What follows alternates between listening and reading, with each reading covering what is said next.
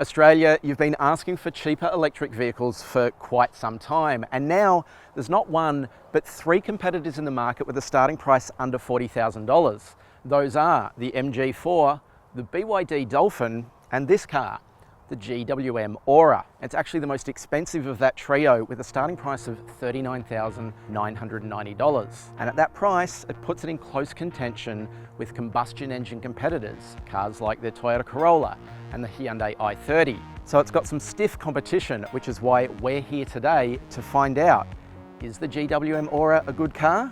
Jump in with me and let's find out. In case you were wondering, Ora stands for Open, Reliable and Alternative, and it's another sub-brand sold by Chinese brand GWM alongside its Haval SUV, Tank Off-Road and Ute commercial vehicle divisions. Regardless of which Ora model you choose, all are equipped with a 126 kilowatt, 250 Newton meter electric motor driving the front wheels. Despite launching with a $4,000 more expensive price, the $39,990 Ora has been shifted closer to its rivals without changing key equipment, which includes a 48 kilowatt-hour battery, giving it a claimed range of 310 kilometres. Other variants come with a higher capacity 63 kilowatt-hour battery for up to 420 kilometres of range. Drive-away pricing varies by state, but expect to pay between $40,000 to $43,000 on the road depending on where you live, and that's before any state-based incentives. Now the Ora is a pretty unique looking thing, and yet it's made up of a bunch of sort of familiar elements. You might get hints of Porsche 911. If you look at the headlights, you might see a Mini, or maybe the front end reminds you of a Fiat 500. There's a lot that's borrowed from other cars, but one thing that is kind of unique is the little welcome dance that the headlights do. There's also these little bits of snakeskin under the front corners, and I don't think I've seen that on any other car. Plus, you get these strakes in the bonnet that are very reminiscent of what you would find on a classic Mercedes-Benz. Weirdly, it all kind of works, and this car has gotten a ton of attention in the week that I've had it, be that people pointing at it in traffic or people coming up to me to ask me what it is. Now, if you step around to the side, it's still a little bit familiar, but there's maybe not as many plagiarized elements. So if you have a look at this window line, you might see a hint of an older generation Corolla or perhaps a Renault Megane, depending on your take. But other than that, it's pretty nondescript. But the weird thing is how tall this car is. Despite the fact it's a regular hatchback, it's 160 centimeters tall, and that makes it as tall as a Corolla Cross SUV. Now, thankfully, that is offset by 18-inch wheels, and they're standard. Not an option, and you don't have to spend up to get those, but they don't really look like 18s given the overall dimensions of the car.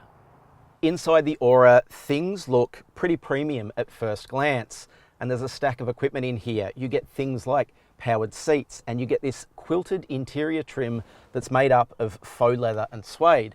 But if you scratch a little bit deeper, you'll find that things maybe aren't as premium as they seem. This suede, for example, isn't actually a faux suede. It's really just a kind of textured plastic, and it doesn't have any nap or grain to it when you run your hands over it. There's plenty of nice fit and finish. Everything is lined up really well, and the interior looks quality, but there's also a lot of hard plastics, and that's not necessarily a bad thing. But anywhere from here down, you start to notice that the interior quality drops just a little. Now, in terms of features, you get a steering wheel that you can adjust for tilt and reach, which is definitely good to have. You get single zone climate control, so your passenger doesn't get to pick their temperature, but you can control it all. There are two screens in front of the driver. They're a pair of 10.25-inch displays, and this is where the trouble starts. They're good to look at, and they have a default daytime mode, which is searingly bright white. I've had to lock them into night mode just to keep them, I guess, more viewable. Those screens control absolutely everything. In front of the driver, the instrument display doesn't have multiple modes. You basically kind of get one view only, and that shows you key info, like your speed. It shows the advanced driver assist, and it's actually really good at that. So as you're driving along, you'll see things like the lane, and it can decipher between dotted lines and solid lines, other traffic that's around, and it does a pretty accurate job there. To the main display itself, and it controls everything, but it controls everything like somebody took Windows XP and applied it to a car. The layouts and graphics are crisp, but don't make a lot of sense. So Once you dive into the screen, you have a home screen that isn't particularly useful. Then there's a settings screen, and it has your last used widgets across the top. Kind of cool that you can scroll through and get what you need to if you've used it recently. But then once you dive into the menus, things just don't make a lot of sense. Go into vehicle settings and you have driving, parking, intelligent driving sections, but it's all a bit janky, and then sometimes it doesn't respond when you touch. In our week with the car, I've run into some trouble, like an infotainment screen that didn't fire up. Took a couple of minutes and it actually came to life after that. But it's just been a disappointing experience, and it's probably the area that lets this car down the most. CarPlay is available and you can do that wired or wirelessly. Wireless connection takes ages. My drive to work on Tuesday, a 20-minute commute, it didn't actually fire up at all. So I've reverted back to wired connectivity. It needs to be a little bit better in that regard. And, you know, cars like the Toyota Corolla maybe don't have the most advanced infotainment system in the world, but they work, and that's kind of the level that this needs to get to. Infotainment aside, the rest of the car is pretty much buttonless, which means things like climate control are all managed by that screen. There's some handy shortcuts there. So I've selected a steering wheel favorite button that brings up climate control, because otherwise you can't get to it easily. There's a shortcut strip down one side of the screen, but for the most part, once you're in CarPlay or another system like that, it's not as easy to get to. On top of that, you get plenty of storage in here, which is kind of good to see. There's a tray in front of the center console, and it's big enough that you can put your wallet, your keys, or anything you like in there. There is a pair of bottle holders, and they're completely unencumbered. With nothing above them, you can fit any size bottle or cup that you like. The console itself kind of has all this dead space around the rotary gear selector, which I think maybe could have been utilized better. But in saying that, there is a wireless charger here. There's a little slot beside that for keys, pens, whatever. And then there is a decently sized center console, although it's not very wide, and the console itself is pretty narrow. As long as you don't mind bumping elbows with your passenger, that's fine. Seat comfort is a bit of a mixed bag. I'm not particularly tall. I'm 169 centimeters. That's about 5'7". And when I first got in, I thought, geez, these seats are a little bit small. So my legs are kind of overhanging the seat, and they're about shoulder width, but not much more. The adjustment you get is pretty basic. It's forwards, backwards, height, and angle. There's no lumbar support, and there's no tilt. I'm not going to say this is a one-size-fits-all car, because the taller you are, I reckon the worse time that you'll have. But anyone sort of up to 6 foot should be okay. One other thing that I've noticed is that I see you here a lot, and yet I don't believe you're subscribed. So go ahead and click the subscribe button and the notification bell so that you stay up to date with all of our newest videos as soon as they drop, and I don't have to come looking for you. Now, let's have a look at what's on offer in the back seat. Back here, and things are really no worse than they are in the front. You still get the same nice interior finishes, but again, it's all faux materials, not real. The one key difference is the tops of these doors are hard and not padded like they are up front. But other than that, this is a pretty decent place to be. I have got so much leg room, it's almost embarrassing. But with a taller driver in front, there isn't a lot of room under the front seats, so that's the only limiting factor. Headroom, heaps of. The only thing is, that sweeping window line kind of means you have to pull yourself forward before you get out, otherwise you're going to smack your head. Even that becomes pretty second nature after a couple of mishaps where you actually do bump your head on the way out. There's a map pocket in the back of each front seat, but rear seat passengers go without ventilation, and just a single USB-A port to go with the two USB-As up front. The thing that I do like though is that there's a fold-down armrest with cup holders. And in nearest rival, the MG4, you don't get an armrest, so that's pretty handy. Other than that, I really feel like, without overdoing it, in the kind of city car realm, this is pretty good, and you're not going to be upset with it. So it's kind of nice to see that there's an overall balance to everything in the back in terms of space and passenger accommodation. All right, a quick shower of rain later, and we're ready to talk about the rear, and that is probably where the Ora is the most unique. Doesn't copy from anything else that I can think of, including things like the corners of the car that just wrap into the tailgate without any taillights, and instead they're found up under the glass. It does mean that you go without a rear wiper, but it gives a really cool effect. And in case you're wondering, when you open the tailgate, The lights down the bottom illuminate so that you don't become invisible at night with the tailgate open. The boot itself is kind of interesting because it's not quite like what you get in other cars. It's pretty small. It's 228 litres with the rear seats up and 858 litres with them folded. But there's not much utility in there. There's this really thick kind of bulkhead that runs around the entire boot, and the boot lip itself is really high, like it's a long way down to the boot floor. The little cargo cover that lives here is that long, so there's not a lot of distance between the back seats and the rear window. But the good thing about that is you can just throw the rear seats out of the way. So if you want to fold them down, that's easy to do. There's a little step up to the boot floor, and there isn't a two-position floor, so you can't make that entirely level. Now, under the floor, if you lift up the carpet, I reckon there's room for a spare wheel in here, but instead GWM has put in one of those polystyrene liners. So that's got your toolkit and your tyre repair kit instead of a spare wheel. Plus there's a little bit of room to store the charge cable, and it all kind of tucks away pretty neatly and pretty inoffensively. On top of that, there is no underbonnet storage in this car. So where some EVs have a little bit of extra space and maybe a bit of cable management under the bonnet, you don't get that here. You only get the driveline components. So everything that you're going to want to store has to go in the back. One of the cool things about the Ora is that it blends a little bit of EV futurism with otherwise conventional controls. For instance, now that I'm in the car, I don't have to press a start button. If I put my foot on the brake, it's now running, it's ready to go. Then there's the gear selector, which isn't a conventional gear selector, it's a rotary dial. So 2 clicks to the right and I'm in drive. And from there, it's just perfectly normal. The thing that GWM has clearly put a lot of effort into is the way that this car drives.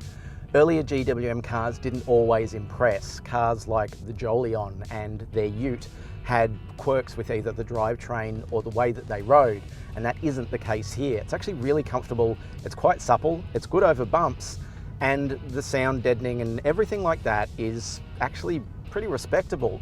The only thing that you will notice at highway speeds, 100, 110 k's an hour, you do get a bit of road noise. That's kind of unavoidable, but because there's no vibration or noise from the engine, there's not much else to hide that. Still, I think that GWM have done a really good job of getting the basics sorted. Where things differ a little is in how much adjustability this car has. You can set different drive modes for the amount of braking regen that it will automatically do. There's a light, normal, strong setting, plus there's a one pedal mode. So once you activate one pedal, take your foot off the accelerator, it will pretty much drag itself to a stop. It doesn't quite fully stop, and it won't illuminate the brake lights below a certain point. So while it does keep them on from say 50 to 5 k's an hour, below that you kind of have to hop at the brake yourself. It's not a true one pedal mode. Other than that though, it's not too bad, except for one little detail. I've had some trouble with this car. I tend to prefer it in its lightest regen mode. I find the strong modes don't feel fluent. So I'll set the car to light regen and normal steering, I'll leave it overnight, get back in it the next day, and it will have reset to its default, and its default is the strong regen mode, which is a little bit annoying. There's a little bit more to it as well. Yesterday on the drive home from work, I thought I'll give one pedal mode another try. I lifted my foot off the accelerator and the car just kept coasting. Now I was in traffic and obviously pretty aware, so I was able to jump on the brake, but if you weren't quite paying attention, that could go pretty badly for you. We spoke to GWM about these problems and they said that they haven't encountered them before, that this is the first that they've heard of anything like this. I'm not sure whether that's entirely true or not, but we're going to get this car fully checked over tomorrow, and if there's any updates, I'll let you know. I just find stuff like that a little bit unnerving. So much of this car is controlled electronically. As a matter of fact, everything is controlled electronically. So it means that you could expect that your car is set up one way and it behaves an entirely different way. I don't know if that's really fully acceptable. I'd like some consistency in control. In saying that, the fundamentals are good. It steers nicely, it rides nicely. There's no glaring faults with what you get on the road, and the things that are problematic are technically updatable or revisable. So you'd want to hope that GWM can find a solution to those and roll it out very, very quickly. In terms of range and usability, GWM claims the Ora standard range can cover up to 310 kilometres on a single charge. When we unplugged from a full charge, the range estimate showed 300 kilometres, and in day-to-day use with the aircon on, we got closer to 270 kilometres from a charge. That's decent enough for urban use, but it starts to feel a little bit brief for weekend getaways out of town. GWM claims energy consumption of 14 kilowatt hours per 100 kilometres, and our test car indicated it was using a very close 14.5 kilowatt hours per 100 k's. Charging the 48 kilowatt hour battery can be done at a maximum of 11 kilowatts on an AC charger or 80 kilowatts DC. If you plug into a standard 7.4 kilowatt AC charger, it'll take around 7 hours and 15 minutes, or just under 5 hours at 11 kilowatts for a full charge. On a 50 kilowatt rapid charger, you'll get a 10 to 80% top up in 45 minutes. And at the full 80 kilowatt rate, if you can find a compatible charger, should take around 32 minutes. Now, in terms of driver aids, it's got some kind of cool features. There is adaptive cruise control. Pull the lever and it's set, and it behaves like normal adaptive cruise control. Flick it twice and it will go to smart cruise control, and then it can detect the lane edges, keep the car in the center.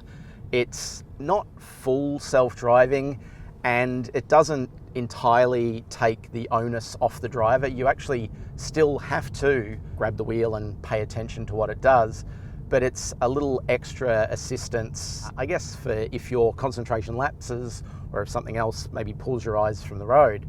In saying that, you really shouldn't pull your eyes from the road, and if you do, there's this little camera module up here on the A pillar that is keeping an eye on you at all times, and that is your driver monitoring camera. So if you get tired or distracted, it will sound an alert.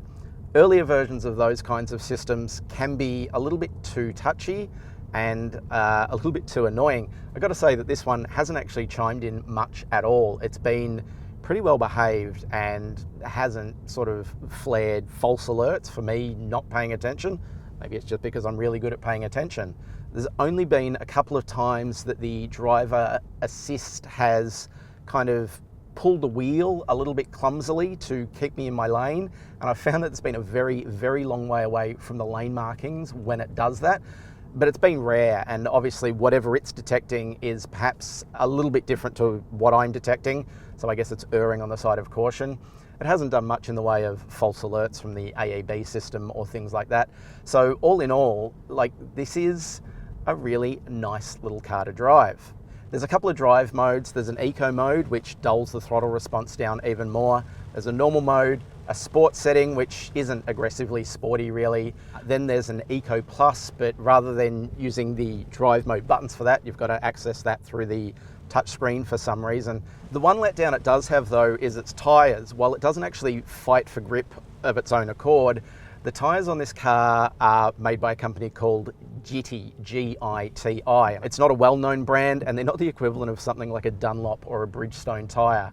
They're a lower quality tyre, they're a little bit cheaper, and they're a little bit lacking for grip in the wet. So if you do want to fry the tyres on this thing while it's raining like it is now, much easier to do on these tyres than a better known brand, I guess. I don't think it's a massive drawback for this car, but given how adept it is in other areas, I think it does stand out just a little as an area where if GWM were to spend a couple more bucks, they would end up with a much better end result. The Ora carries a 5-star ANCAP safety rating with a 2022 timestamp. The full list of safety systems includes 7 airbags, including one between front seat occupants, autonomous emergency braking with pedestrian, cyclist and intersection detection, driver attention monitoring, blind spot monitoring, traffic sign recognition, a 360-degree camera but only rear park sensors, tyre pressure monitoring and much, much more. For full details on the GWM's Ora safety equipment, head to Drive.com.au. On the ownership front, the Ora comes with a 7-year vehicle warranty and a cap price servicing program for the first 5 years, with services priced at just $99 per visit every 12 months or 15,000 kilometres. There is no doubt that GWM's first EV in Australia is a magnet for attention everywhere it goes. And it's been really fun watching the confused looks on people's faces as they try to work out what it is. It's also good to see that the interior is just premium enough to hide the fact that this is one of the cheapest electric cars in Australia. It's a little bit short on range for things like weekends away out of town, but it will absolutely do the job of running from suburb to suburb, dropping the kids off to school or making the commute each day. The good thing about this car, apart from its design, is the way that it drives. It's actually quite competent and balanced on road, and it's a little bit enjoyable behind the wheel. Not the fastest EV out there, but it doesn't need to be. This is unashamedly a city car. The thing that lets it down though are some of the glitches that we had with the infotainment, and like I mentioned, some of the electronic systems that just don't seem to behave. But I don't think these are fundamental flaws with the car. They can be updated. It's truly disappointing that GWM has delivered this car to market with those faults, and I really hope that there is a solution in the works. But I'm just not sure you should race in right now. It needs to be a fully finished product.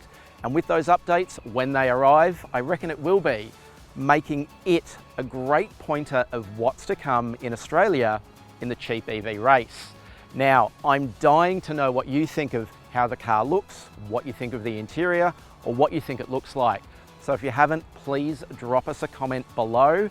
Now, if you'd like to hang around a little bit longer, you can check out this car's key competitor, and that's the MG4. You'll find that video up here. Or if you want to play YouTube roulette, the algorithm thinks you'll like this video. So check those out, and thanks for watching.